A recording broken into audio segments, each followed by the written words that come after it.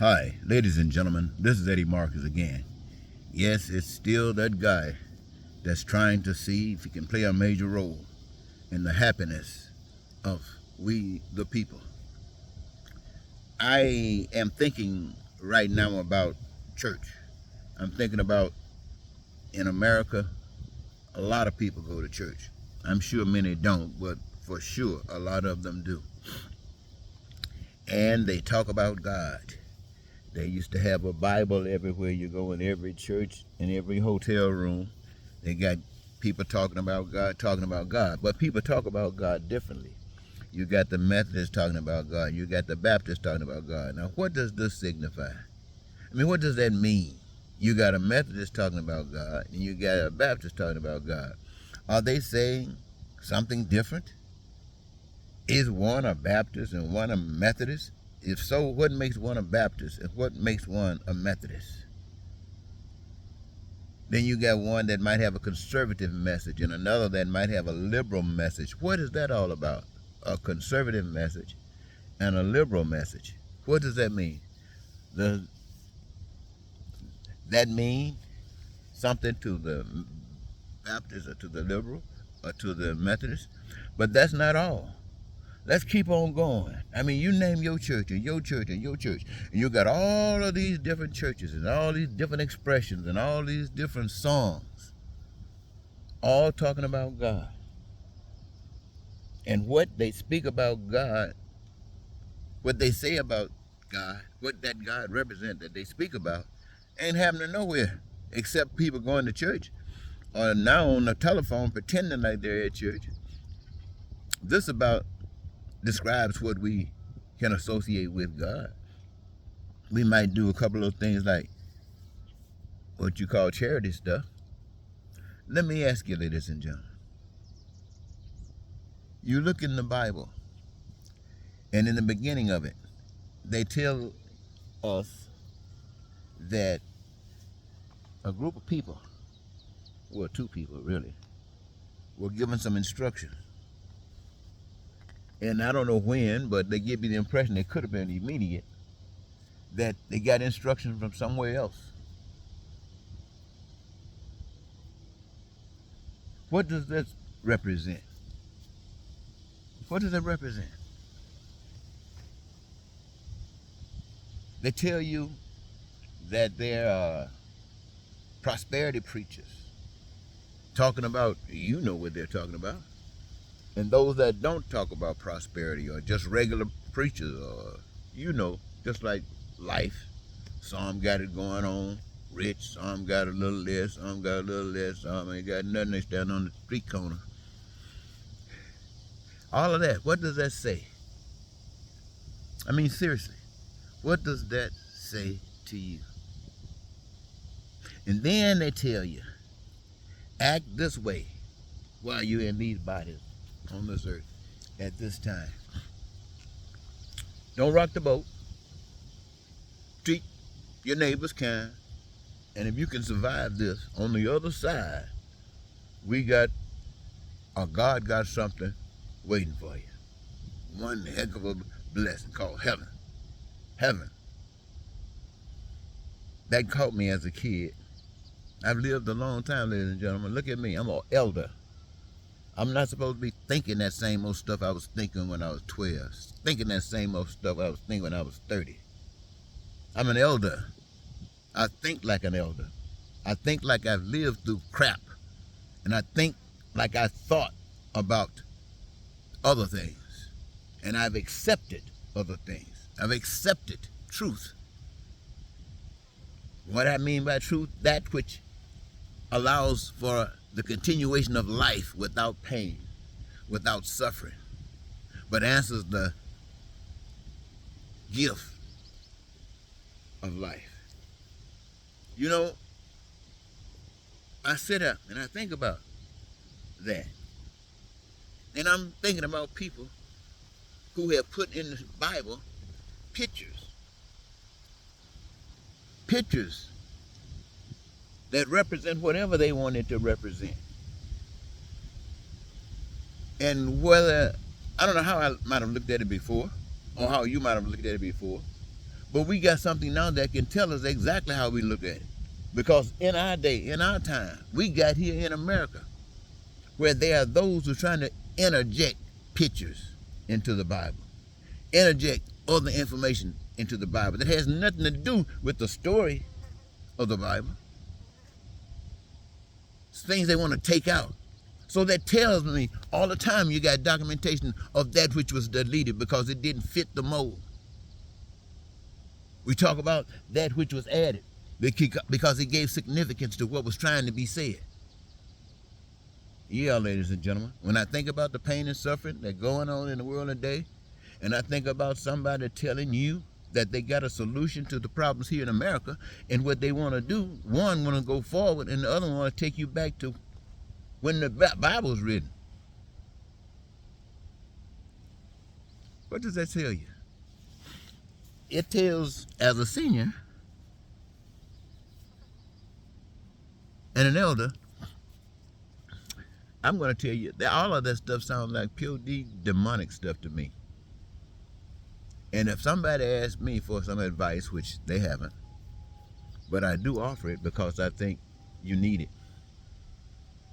In these bodies, on this earth, at this time, I would suggest that you consider living as though there is no other time, anywhere, any place, or did I say time, or any time, that you will live again.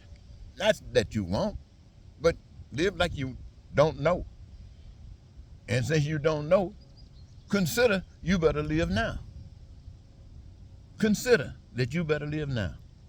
And ladies and gentlemen, the reason that I tell you to consider that you better live now is because that tells all those that will lie to you. That tells everybody outside of yourself that you're not going for it. But you have to do the right thing. And what is the right thing? As I indicated before, the right thing is that which works for you and causes no pain or suffering to anyone else. Cause the pain and suffering, you're on the wrong path. But you want to be on the right path because you want to fix your problem. The way to fix your problem is to be on the right path. Now, let me tell you, there are people out here listening to people like Trump, listening to people like MAGA, listening to people like Putin, listening to people who are really oppressed, beat down, being murdered, raped, bombed, right here on this earth, and telling you about some afterlife. And you talking about God, that the most powerful thing that you know. You connected, in you, burning like fire. You can't be still. Holy Ghost fire. And all this hell happening right around you. You got no impact on it. And I told you why. Because you don't know God. You believe in God. You don't know God. Your faith will not allow you to know God. Why? Because those who want to control you and manipulate will kill you. And they know you are afraid. They got you hooked by that death thing. You're afraid to die. And all they got to do is mean it. Just mean it. And they'll get you every time. It might take a little time, but they'll get you. Until the people know the truth. Once the people know the truth, then you've lost. The story about Jesus, Jesus couldn't be captured. Putting on that cross was not capturing Jesus. Jesus did not feel any pain. You might say, how do I know that? Because I'm led by the Spirit of that. You don't know that because you know what you would go through. You have never had the kind of faith that allowed God to teach you something like that. Anyway, when I say stuff like that, that's not to put you down, but that's just to tell you that when you're in the realm of learning and growing, hunger for truth, these certain things, maybe not that specific thing, but certain things will be revealed to you, exposed to you, that other people, maybe not even other people who say they know God, have ever heard. That doesn't take away from it. You know, you're the one that's carrying the truth. You're the one that's going to give it life. So, what I want to end by saying to us, ladies and gentlemen, is this. I tell you these things because I have been given information about how you can live on this earth during these times in these bodies as if you are in heaven. Yes. All you have to do is want to do it. Think about it, talk about it, come up with a plan that would allow it to happen. It doesn't have to be the plan that I've been given. It could be maybe perhaps some other plan, but it'll come out the same. It'll be as if everybody's living in heaven. That's what it'll be like. So it doesn't matter if it's here, no arguments with me. All we want is the pain, and all any of us want is the pain and suffering eliminated, and to have a satisfied life. Our needs, our wants, and our desires being met when we choose to.